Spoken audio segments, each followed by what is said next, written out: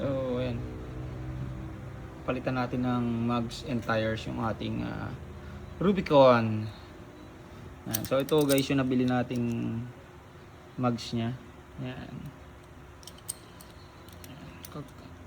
Diba? Medyo mabigat na siya. So mas maganda na yung magiging ride niyan, lalo na pag mga matatarik. Ayan may foam siyang kasama sa loob. And yung ngipin niya, ayan, malalaki talaga, tsaka malambot. So ano siya, makapit. Unlike dito sa stock. Ito, ayan. Medyo matikas yung pagkagoma niya. Kaya kapag madulas, matik yan mag-i-slide. Hindi katulad nito.